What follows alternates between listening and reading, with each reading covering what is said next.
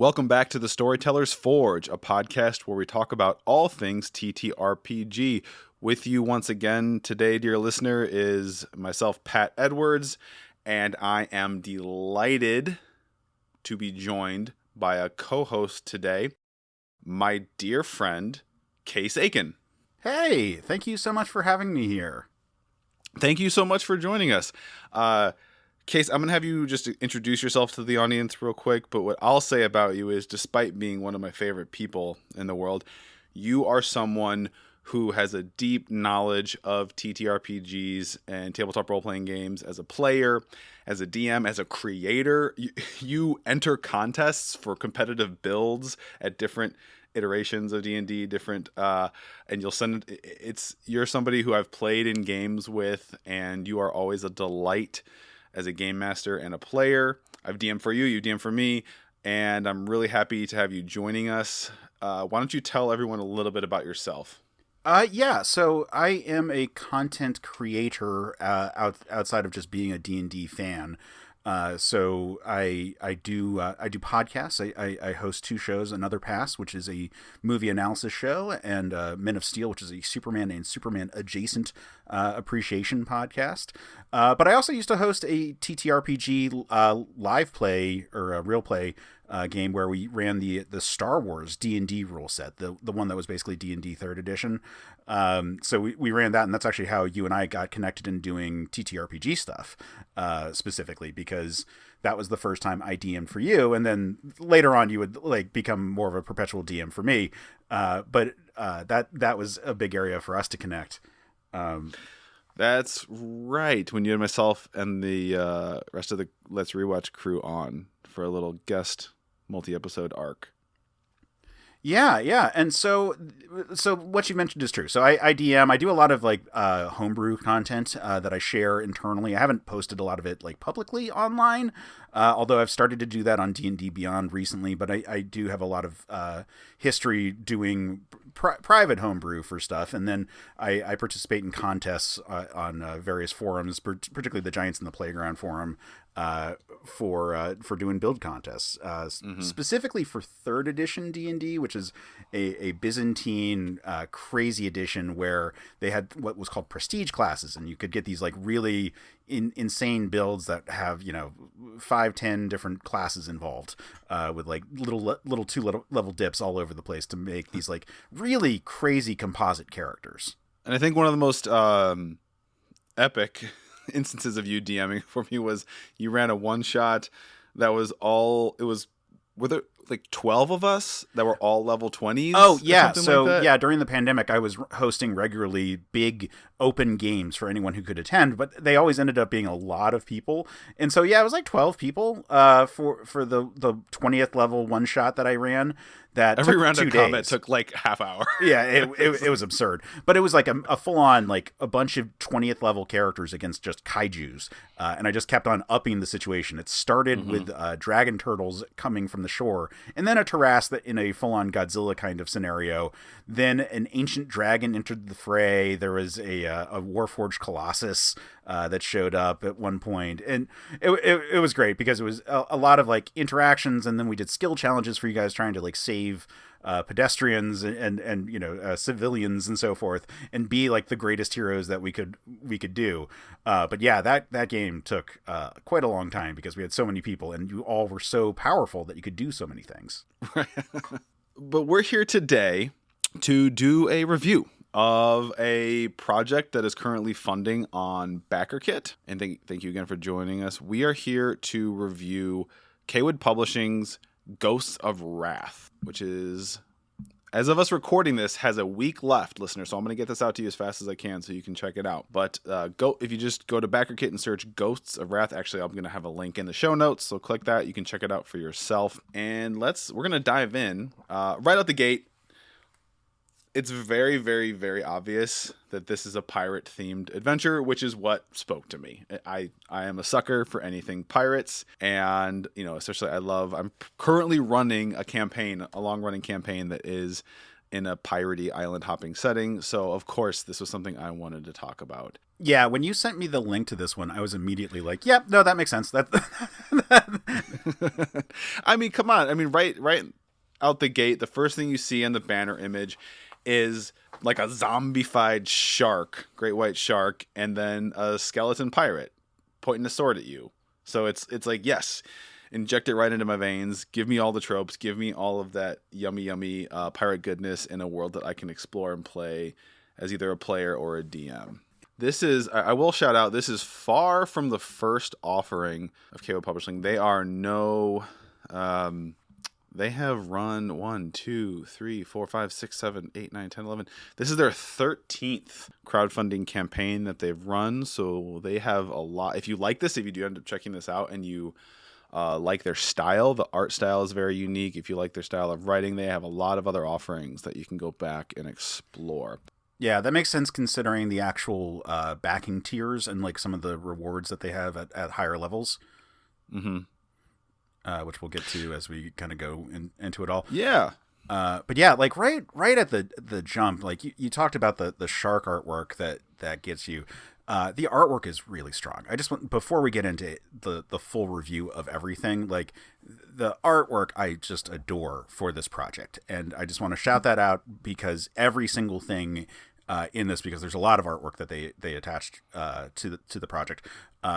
Every single phase of it is like, oh, this is a cool bit of artwork here, and this is a cool bit of artwork here. So I'm just gonna, give listeners a heads up that we're gonna be saying that a lot on this particular project. Well, it's not just good artwork; it's very fitting. I feel like the style of art that's being rendered is not just good in of itself, but it fits the tone, the theme of it really well. Yeah, there's a real Mike Mignola style to it. The creator of Hellboy. I think that with just a little bit more black ink on the page, this would you could have told me this was a page out of Dead Boy or not Dead Boy, out of Hellboy, and I would have been like. Yeah. That totally fits because it just like kind of looks that way. By the way, Dead Boy absolutely sounds like a comic that already exists. I don't know who of the big name comic writers who would write a Dead Boy. I could see that being a macabre thing that like Garth Ennis did. Yeah, throw that one out there. That was literally the first name that popped into my head too, but I don't know if that felt too obvious. So. Ghost of Rathias is a 72-page adventure book, and I will give you a little bit about the premise, listener. It looks like we are talking about a region called the Salamar Sea and the South Coast that borders the Salamar Sea.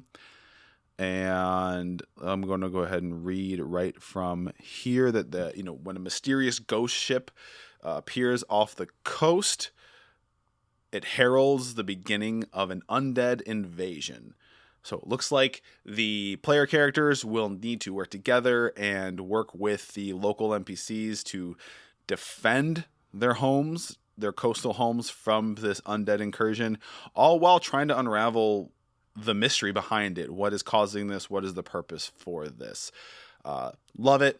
I love me kind of a ticking clock thing where I'm assuming here kind of, I'm what's the word? Case, help me out here. What's the word I'm looking for? Not projecting, I'm building on an assumption. Extrapolating. Yeah. That's the word I'm looking for. That, it's going to be something where you only have so much time, right? Before the invasion becomes too unwieldy. So you're going to have to probably help people fend off these abominations as they rise up from the deep while trying to figure out what the heck is causing them. Love this stuff. Yeah, it's super cool. I mean, like, it's obviously thematic. Like, it immediately speaks to Pirates of the Caribbean in terms of, like, those kind of fantasies, like ghost pirates, like, super here for it. But then we get the invasion component of it that allows, if you want to do something that's more like a straightforward kind of zombie story, I think is pretty cool there. And as you mentioned, like, the fact that there is a ticking clock to it all allows the game master to sort of, like, keep the story moving, which is always a good vehicle, or always good for a vehicle of a game master when trying to tell a story with players who can go off the rails sometimes. What? No. I feel like I always have to prepare in my own games or campaigns, because you're never going to you always have to prepare knowing you can't prepare for everything, every inevitability. There's Yeah, gonna be it's like the something- Eisenhower quote, which is planning is important, but plans don't or go out the window immediately, or whatever the Yeah. actual line is. But that the planning part is the important part, not that the plan itself will actually be followed. Yeah, I feel like the best you can do is if you put your characters, your players in a situation, I feel like there's always a choice or decision they can make that to you, the DM, feels like the obvious one or the one you're kind of maybe hinting a little towards. And then you have to, prepare if they take that choice, great. There's usually probably a second choice that they could take, figure like a, fork in the road. What happens if they go, basically, yeah, this is a great analogy. It's the best, in my opinion, advice is if your players are coming to a fork in the road and all the signs point to the right, obviously you prepare what happens if they go down the right side path. You do have to prepare what happens if they go down the left side path. I highly recommend you also have something prepared what happens if they say F this and turn around and go back the way they came. Yeah, or just like fully go off road. I mean, for example, there was the session that I ran on Scruffy Nerf Herders where your Let's Rewatch crew was, I deliberately put you in a space version of a fire festival where you guys were drug dealers, and the mission was for you to sell all your drugs, and the thought was that you would kind of go around and talk to NPCs and sort of do a bunch of challenges for this. And Brett started a multi-level marketing campaign complete with an advertising campaign that he came back to session 2 with.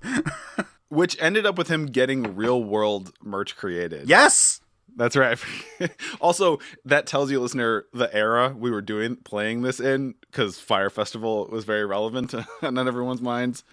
Oh, hey, it's coming back. They're trying to do. They're trying to do Fire Festival too. I'm sure it's going to go great. I'm sure it's going to be the best thing ever. It's that 5-year cycle, man. I am going to call out. I think we're going to keep gushing over the art. I think I have one piece that might be my favorite. And it's like this, it's right in the middle of the campaign page. It's like this green-skinned zombie pirate looking fella. Oh, yeah. With like diamonds affixed to his lapel of his outfit. And then straight up like a mouse that seems to have made a home in his head.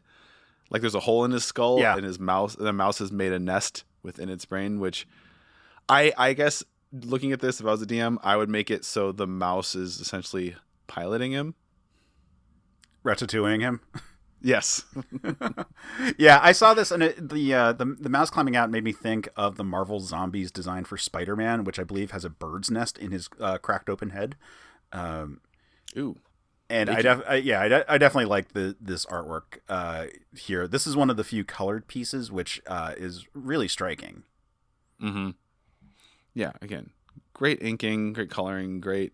I do want to, before I forget, because we've been in touch with Andrew Kaywood of Kaywood Publishing, and I asked because part of the what's teased in this Backerkit campaign is some original monsters or NPCs, and I had to send them a note and say, "Oh, come on! Like, can you give me a little something? Can you give me an exclusive?" So this is an exclusive for the podcast, and we're gonna. Maybe I can include this. I don't know if art, but we're gonna have to describe this art piece to you all since this is an audio medium. But they did get back to us and sent us some little tidbits. One is Case and I got to are looking at a fully colorized picture image of the big bad of this, the leader of the Ghosts of Wrath, and they look sick as heck. Think of like a cross between a pirate and like a death knight, kind of, cloaked it looks in very shadow. much like the Fellowship of the Rings ring wraiths.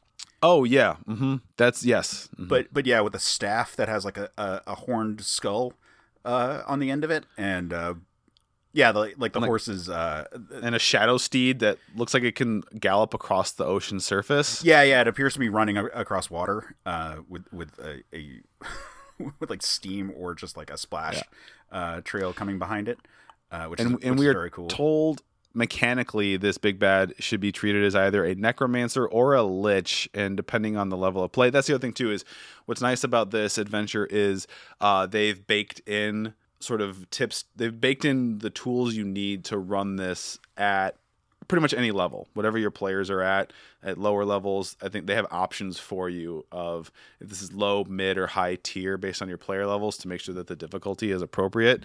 So they've done a lot of that homework for you, GMs, which we all love.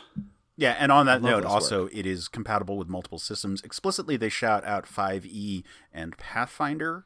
I'm curious if they mean Pathfinder 1e or 2e, which are different animals for being compatible, but maybe they mean both.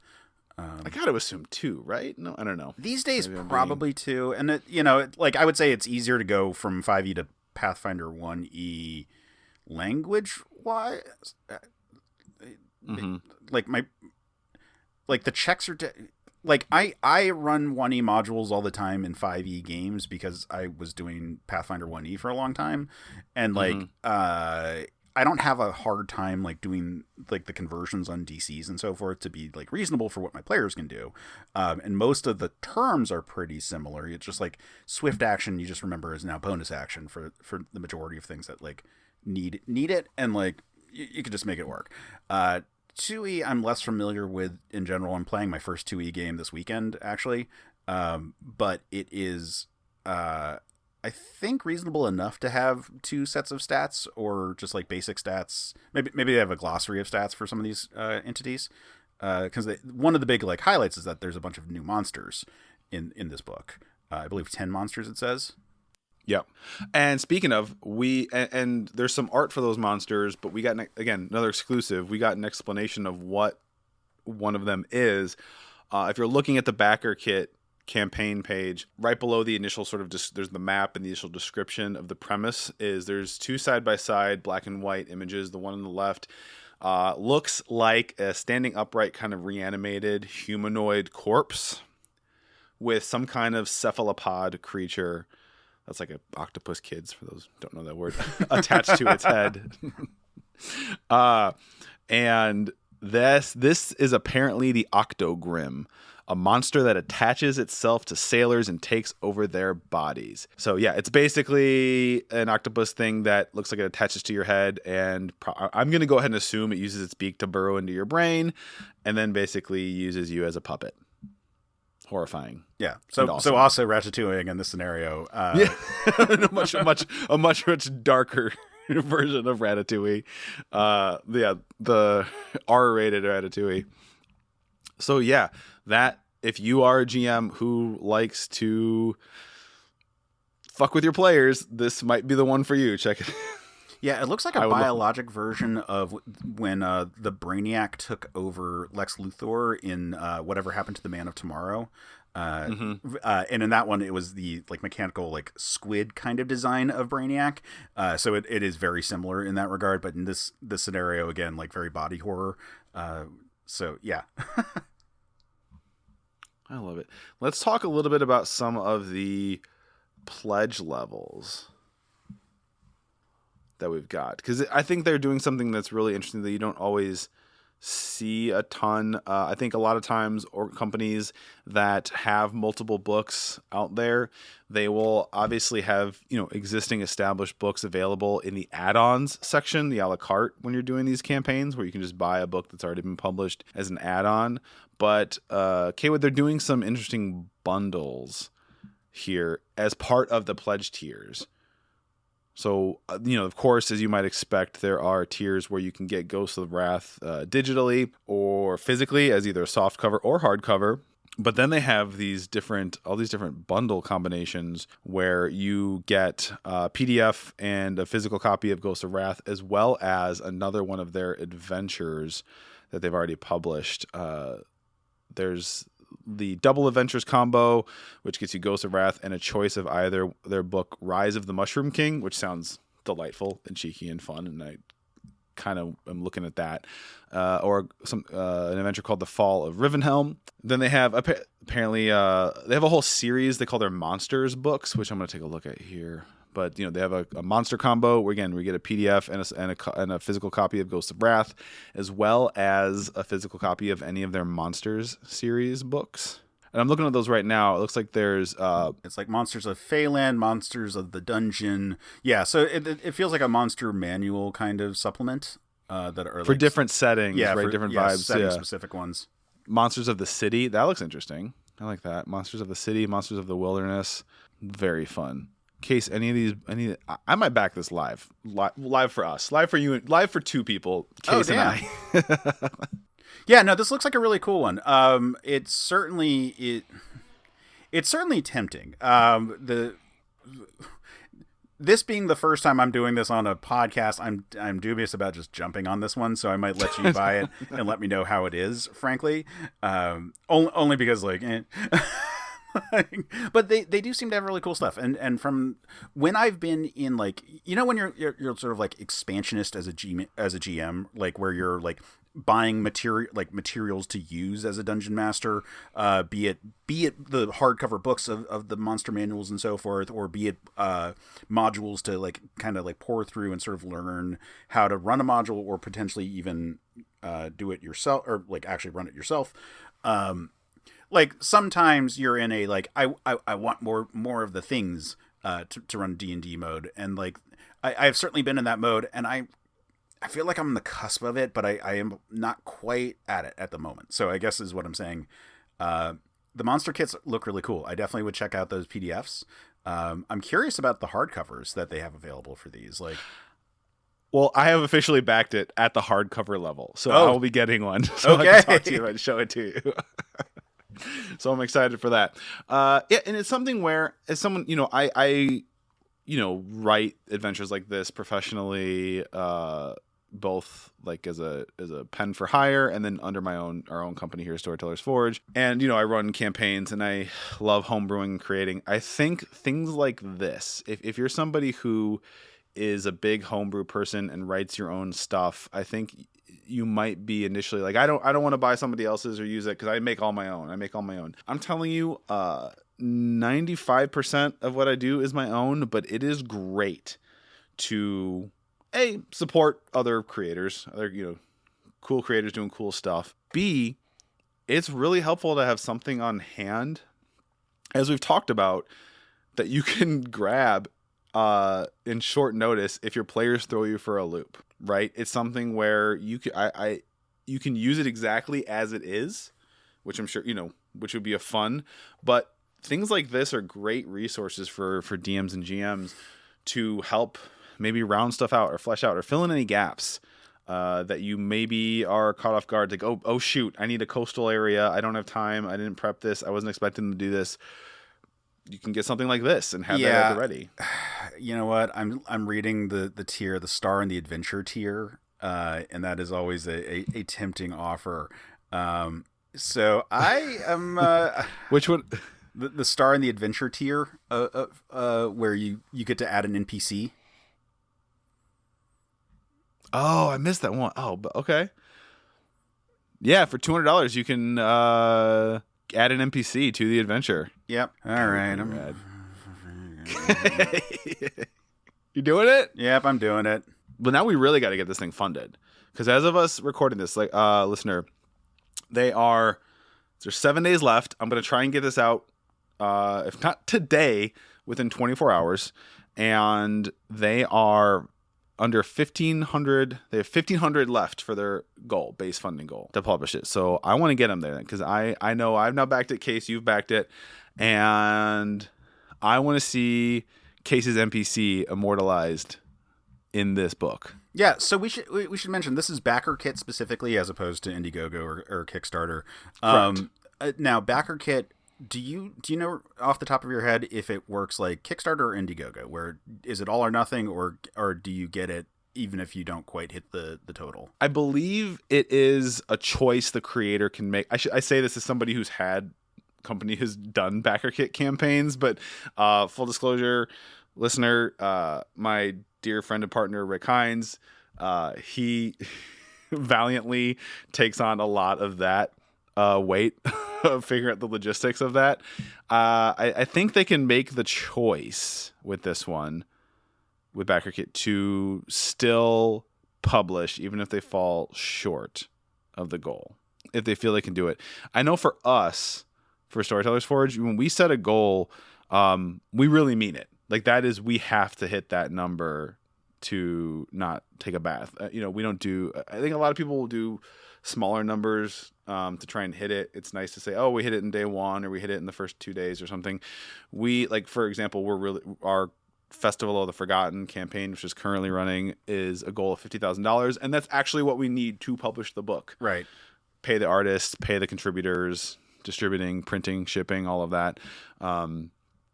So really, I think it's something where it could theoretically still come out if it was a little shy of the goal.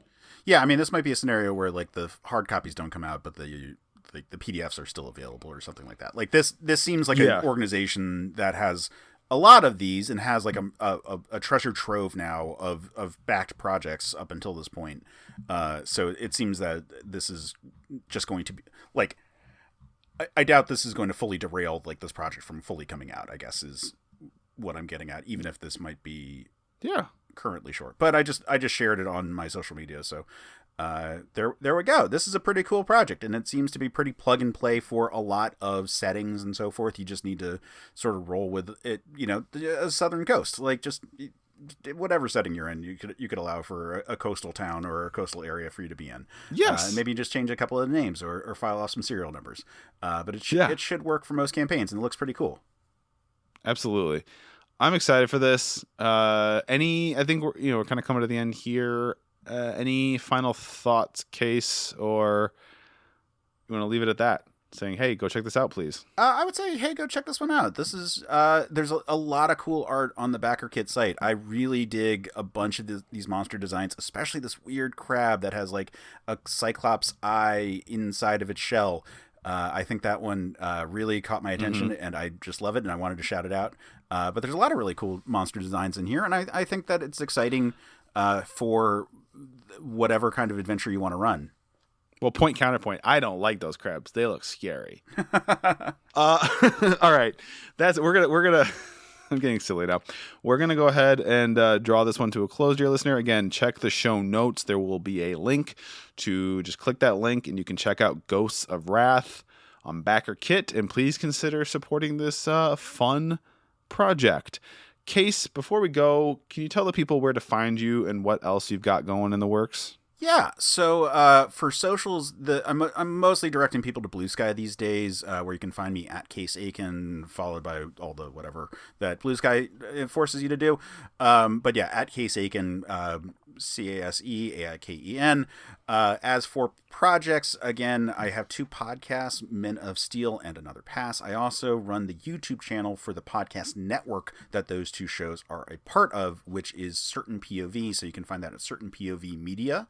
Where you can find both of those shows on YouTube, as well as videos that we do that are related to it, such as I do a series called Superman Analogs, where we talk about characters who are like Superman and why they're like Superman and what's kind of like what I know about them off the top of my dome. So it's a really fun series there, and you can check out all the other stuff that we're doing. We do clips and all that on the YouTube channel, and that's been growing really strong. So check that out, and yeah, go to certainpov.com and you can find all the podcasts. You can find links to all the stuff. You can find a link to our Discord server there. That's pretty cool. And come interact with me directly there. Awesome. And as always, you can find me wherever I have a presence at the Pat Edwards. And that's all for us today. Thank you so much for hanging out with us for a little bit, listener. Now it's time to go forth. Build worlds, tell stories, slay monsters. Bye.